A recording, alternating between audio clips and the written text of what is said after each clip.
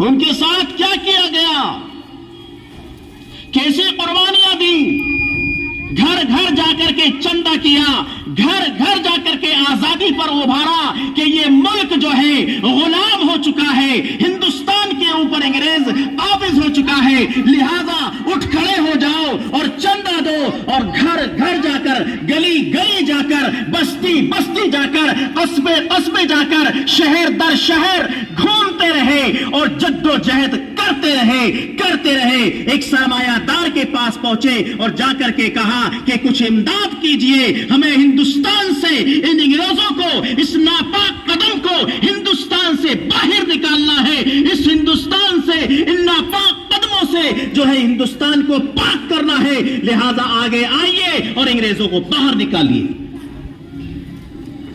ایک سرمایہ دار کے پاس پہنچے، کہنے لگے لائیے، ہمیں لائیے، چندہ دیجئے ہندوستان کی خاطر۔ انہوں نے جو ہے اس وقت کے اعتبار سے 1 لاکھ روپے دیے اور ایک اپنا بیٹا ان کے سامنے پیش کیا کہ میرے لیے خوش نصیبی ہوگی، یہ میرے لیے خوش نصیبی ہوگی، میرے لیے سعادت مند ہوگی، ایک بیٹا اگر ہندوستان کی آزادی کے لیے، انگریزوں کو بھگانے کے لیے اگر یہ میرا بیٹا قربان ہوتا ہے، یہ میرے لیے سعادت کی بات ہے۔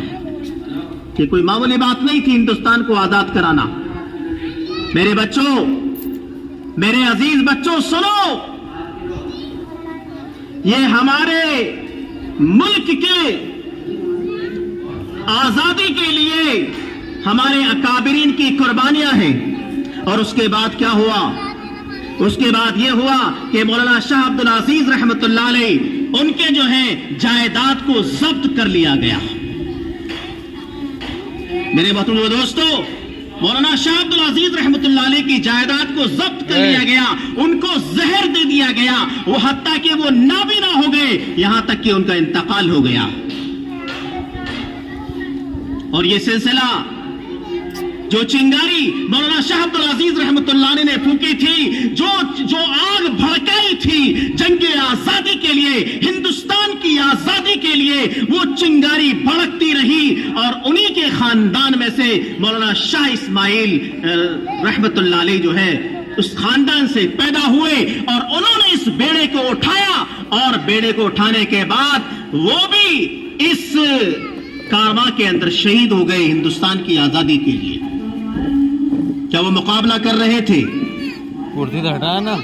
تو ایک سکھ تھا، اس نے جو ہے اللہ کے رسول صلی اللہ علیہ وسلم کی شان میں گستاخانہ الفاظ کہے۔ شاہ عبد العزیز، شاہ اسماعیل صاحب رحمت اللہ علیہ کیسے برداشت کر لیتے؟ اللہ کے رسول صلی اللہ علیہ وسلم کی شان میں گستاخی کیسے برداشت کر لیتے؟ انہوں نے کہا کہ خدا کی قسم، جب تک میں تجھے قتل نہ کر دوں تب تک میں نہیں مروں گا۔ بعض بندے ایسے ہوتے ہیں اللہ کی قسم کھا جاتے ہیں، اللہ ان کی قسموں کو پورا کر دیتے ہیں۔ مقابلہ ہوا، مقابلہ کرتے ہوئے ایک جو ہے سکھ نے تلوار اٹھائی اور سر تن سے جدا کر دیا، لیکن وہ بدن حرکت میں آ چکا تھا، اور وہ جس سکھ نے اللہ کے رسول صلی اللہ علیہ وسلم کی شان میں گستاخی کی تھی، وہ بدن اس کے پیچھے دوڑ رہا ہے، وہ ڈر رہا ہے، کانپ رہا ہے، ایک گھٹے کے اندر نیچے گرا اور اس کے خنجر جو ہے پیٹ کے اندر پیوست کر دیا۔ اللہ تعالیٰ نے ان کی قسم کو پورا فرما دیا،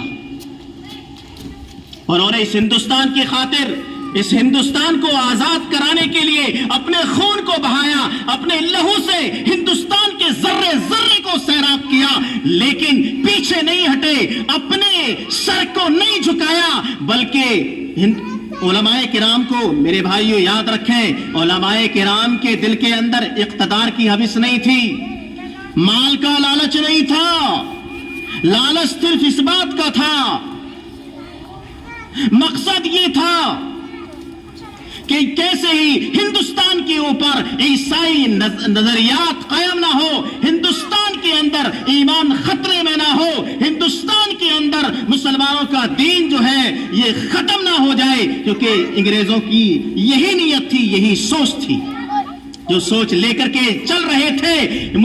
ہمارے ملک کے علماء کرام جو ہے اکابرین دور اندیشی سے کام لے رہے تھے، سمجھ رہے تھے ان کی حرکتوں کو، سمجھ رہے تھے ان کی چالاکی اور مکاری کو، को, सारी चीजों को समझ रहे थे, लेकिन हर जो भी तहरीक उठी उसी तहरीक को कुचल दिया जाता, अंग्रेज जो है उस पर गालिब रहता। आखिरकार 1856 ईस्वी के अंदर जो है उलमाए किराम ने मशवरा किया, जिसमें मौलाना जाफर थानसीरी रहमतुल्लाह अलैह, मौलाना कासिम नानोतवी रहमतुल्लाह अलैह, हाफिज जामी शहीद रहमतुल्लाह अलैह और दीगर उलमाए किराम उसके अंदर मौजूद थे। उन्होंने कहा कि हमारी तादाद तो बहुत कम है। मौलाना कासिम नानोतवी रहमतुल्लाह ने कहा, क्या तुम्हारी तादाद गाजियाने बदर से भी ज्यादा कम है? गाजियाने बदर तो 313 थे। उनके अंदर एक जोश पैदा हो गया, एक जज्बा पैदा हो गया कि जब वो कुर्बानियां दे सकते हैं, हम भी अपनी जानों के नजराने पेश करते हैं। तो फिर क्या हुआ? फिर जो है शामली के मैदान के अंदर मुकाबला हुआ, उसमें हाफिज जामी शहीद जो है वो शहीद हुए, मौलाना कासिम नानोतवी रहमतुल्लाह अलैह जख्मी हुए, मौलाना रशीद अहमद गंगोही रहमतुल्लाह अलैह शहीद हुए और जख्मी हुए, और दीगर उलमाए किराम भी उसके अंदर जो है शहीद हुए। अब अंग्रेज परेशान था।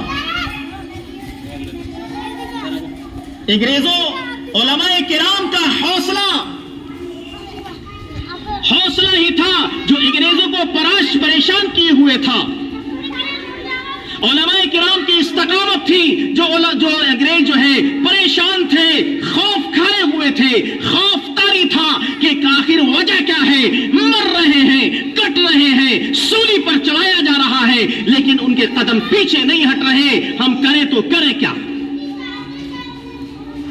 किसी ने मशवरा दिया कि अगर तुम्हें मुसलमानों को खत्म करना है तो 3 चीजों को सबसे पहले खत्म करना होगा।